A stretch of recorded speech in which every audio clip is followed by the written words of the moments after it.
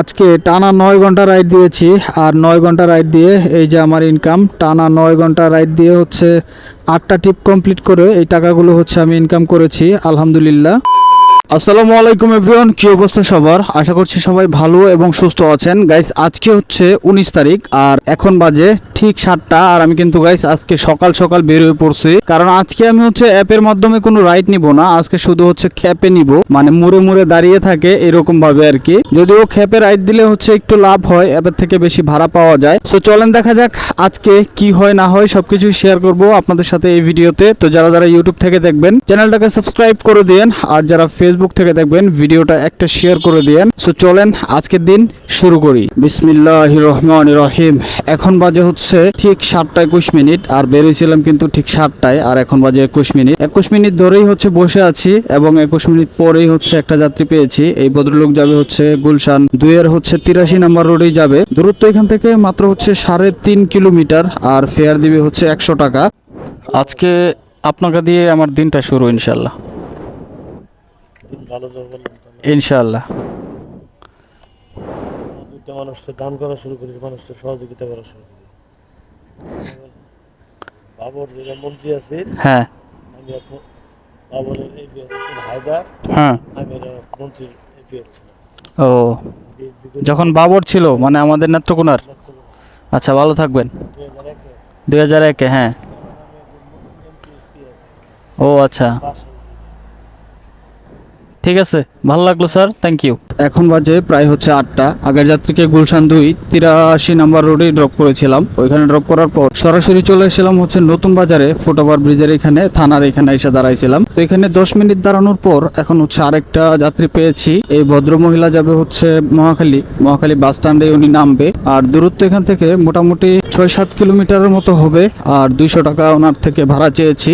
ওকে, দাঁড়ান আমি নামাই দিচ্ছি। এই যে নেন, রাখি। হ্যাঁ, এই যে এটাই মনে হয় না, মানে নাম মনে হয় চেঞ্জ করছে, ইউনাইটেড। সকাল সকালে তো বড় নোট।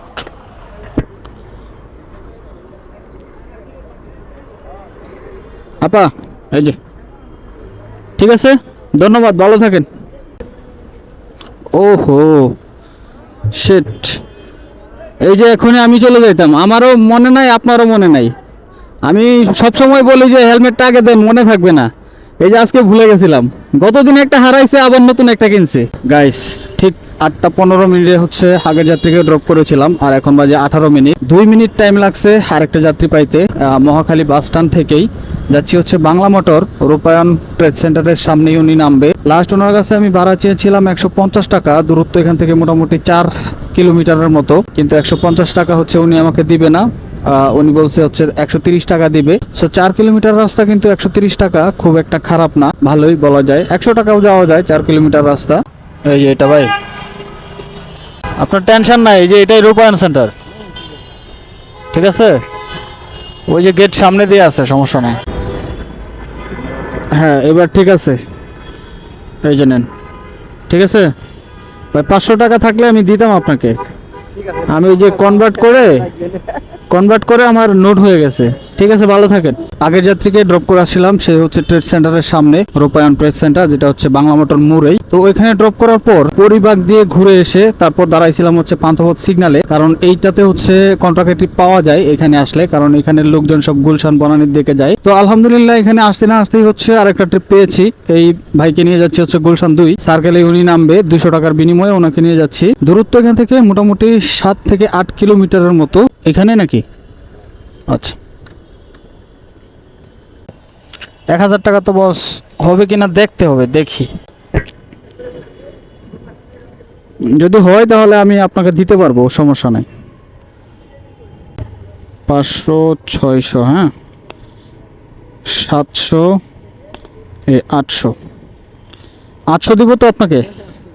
এই যে, ঠিক আছে। টাকাটা কি ভালো নাকি দেখতে হবে একটু ভালো করে। না, ঠিক আছে, কারণ নতুন টাকায় এখন ঝামেলা বেশি থাকে, ব্যবসায় হচ্ছে দেখে নেওয়াটাই ভালো।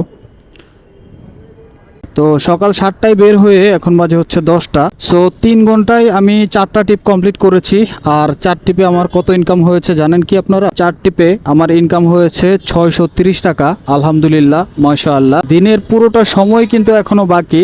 630 টাকা কিন্তু মাত্র 4 টিপে ইনকাম হয়ে গিয়েছে। চলেন দেখা যাক। এইবার হচ্ছে সরাসরি চলে যাব আগের জায়গায়, যেখানে সকালবেলা দাঁড়িয়েছিলাম। সকালবেলা যেখান থেকে দিনটা শুরু হয়েছিল ওইখানেই চলে যাব, কারণ আশেপাশে কোনো জায়গায় দাঁড়াইলে হচ্ছে ট্রিপ পাবো না, আমি শিওর। এখন বাজে হচ্ছে ঠিক 10টা 47 মিনিট। আর আগের জায়গা থেকে ড্রপ করে তো চলে আসছিলাম ওয়ারলেস গেটেই। তো এখানে আসার পরেই হচ্ছে বৃষ্টি শুরু হয়েছিল, মোটামুটি 40 মিনিটের মতো হচ্ছে বৃষ্টি হয়েছে। আর এখন হচ্ছে বৃষ্টি থামলো। তো বৃষ্টি থামার সাথে সাথেই হচ্ছে আরেকটা যাত্রী পেয়ে গেছি। এখন যাচ্ছি হচ্ছে ওয়ারলেস গেট থেকেই সদরঘাট জর্জ কোডে উনি যাবে।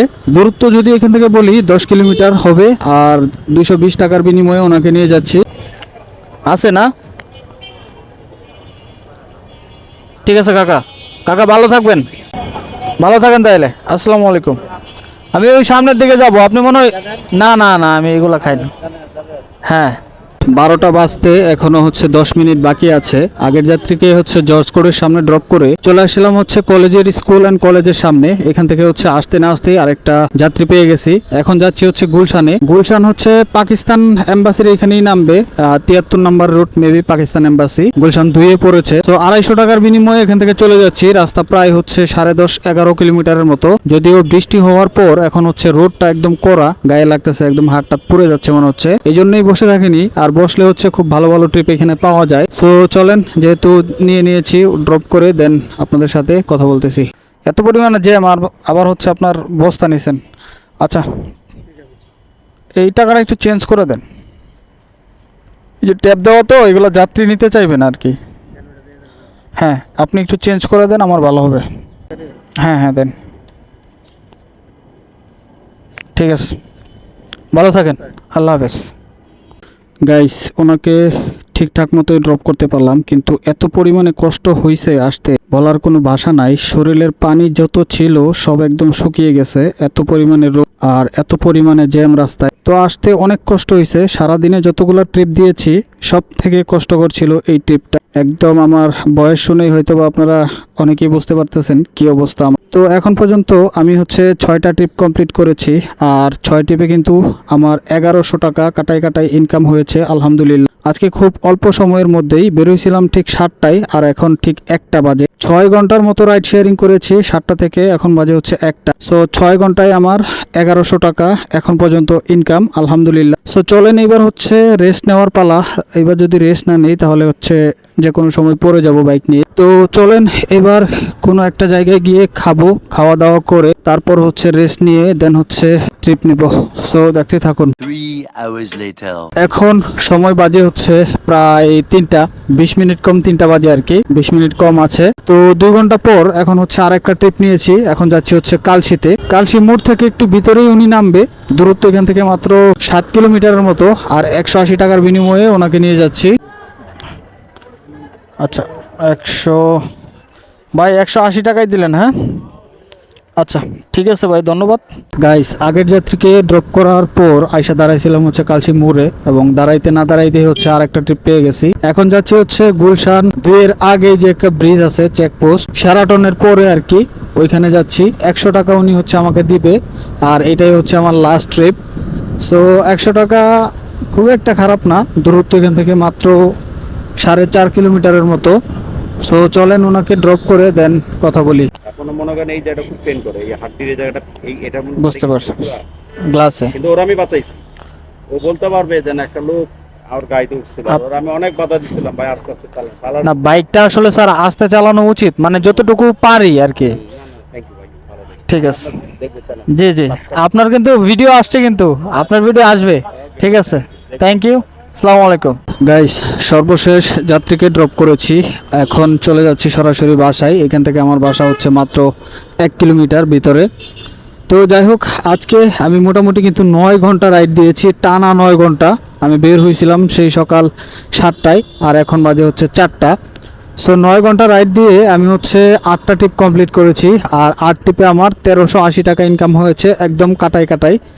তো আজকের এই 1380 টাকার থেকে যদি আমি হচ্ছে 280 টাকা বাদ দিয়ে দিই, মানে 200 টাকার তেল ঢুকিয়েছিলাম আমার ভাইকে, আর 80 টাকা হচ্ছে আমার লাঞ্চ খরচ। সো 280 টাকা বাদ দিলে কাটায় কাটায় 1100 টাকা থাকে, আর এই 1100 টাকায় কিন্তু আমার পকেটে আছে আলহামদুলিল্লাহ।